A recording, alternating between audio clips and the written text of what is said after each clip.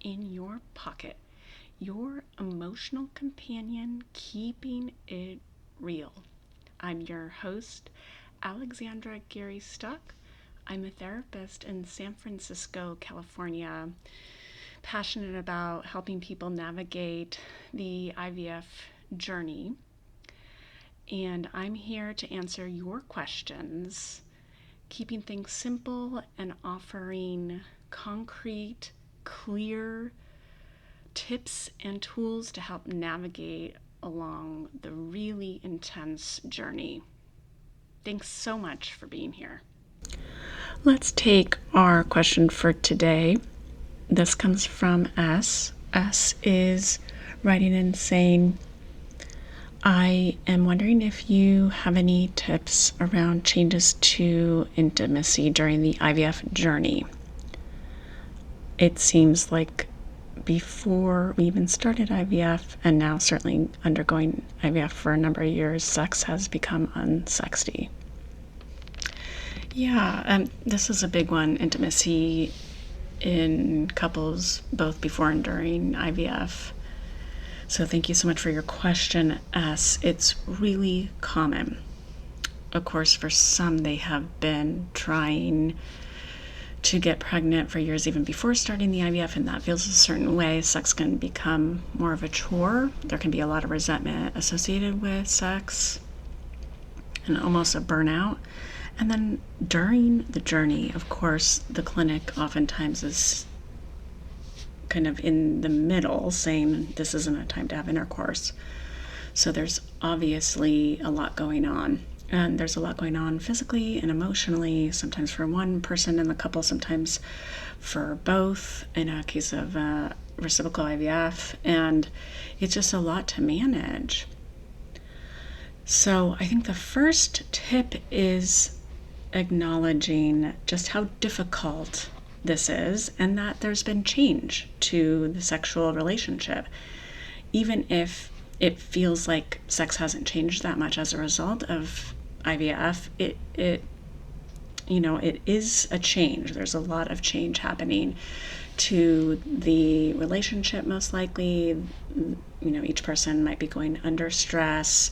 It's a nerve-wracking experience at best, and that is going to have an impact for some couples. So the first part in that is just acknowledging that can be a really normative part of the process and giving a lot of space for any kind of feelings that come up in that.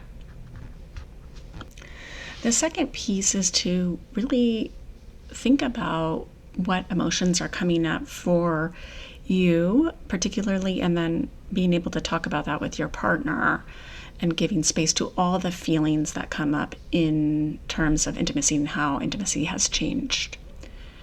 And I think it's really important to try to do that in an accepting, loving way, knowing that you might not be on the same page as your partner. Your partner might be feeling something completely different about the changes to your sexual life as a result of IVF.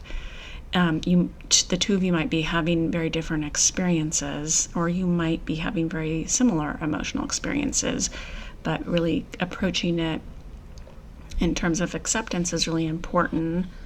There can be all kinds of feelings, none of them wrong, that come up around changes to intimacy during and before IVF. Some of the common ones are hopelessness, defeat, boredom, sadness.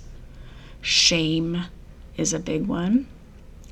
Shame can really be a little bit harder to identify and is something that's really common, like, my body didn't do what I wanted it to, or I wish this was happening faster, I wish our bodies were doing something different, I wish we weren't in this situation.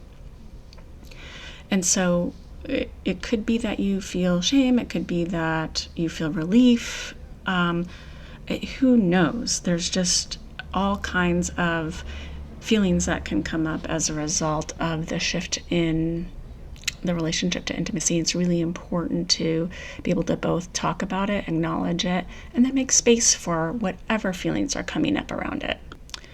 And then the other important piece that comes up a lot is to think about the mental load of the IVF journey and if there's an imbalance in the mental load. And certainly there might be an imbalance in the physical load. One partner might be doing more of the procedures, and that could feel a certain way for both the person going through the procedures and the person who hasn't gone through as much. And it's important to make space for the shift in both physical contribution to the IVF process and perhaps the mental, emotional piece. It could be, although not always, it could be the person who's going through most of the physical procedures is also the person who is doing most of the research or is more educated on all the procedures, maybe has done more of the financial managing. And so that could start to really build up resentment. And then the person who has not been doing as much of that could also feel a sense of powerlessness. So again, it's just important to be able to make space for this dynamic and talking about and making space for the ways that perhaps there's been some change in who is doing what and who is carrying more and how that's impacting both the relationship and then of course finds its way into intimacy and the bedroom. This is true even if you are going through IVF and there's no fertility related reason that you're going through IVF. Perhaps you are in a reciprocal IVF experience or you are trans and going through IVF to build your family. There can still be so many feelings that come up around how the IVF journey itself is being managed within the couple.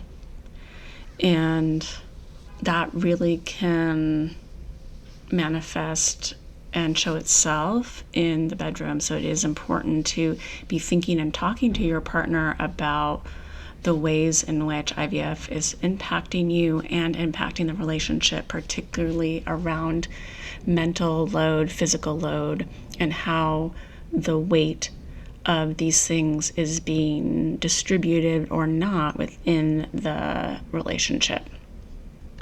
So a good tip to think about is, what am I feeling and how am I communicating that? How am I venting that?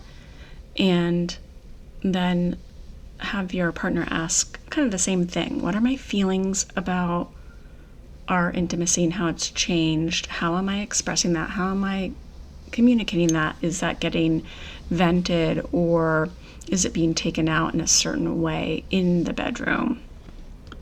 And then, of course, it's so important to try to bring back some spontaneity and fun into the bedroom because that can feel like it's been really robbed through IVF. And even if you were trying to get pregnant before IVF, kind of the sex can start to feel like a chore. So it's good to try to think about ways to make it fun again.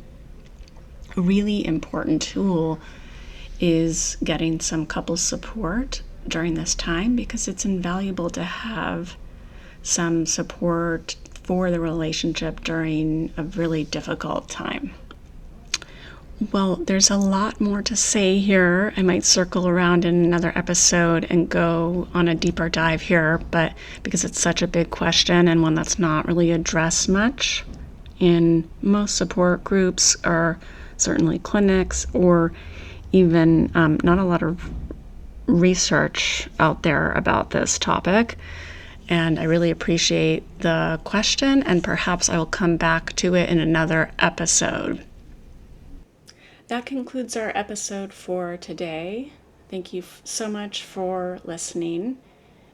Please send me your questions at alexandrapsychotherapy@gmail.com or find me on my website, Alexandra Gary Stock. I will try to answer all your questions and incorporate one in the upcoming episode. Until then, remember, you are not alone.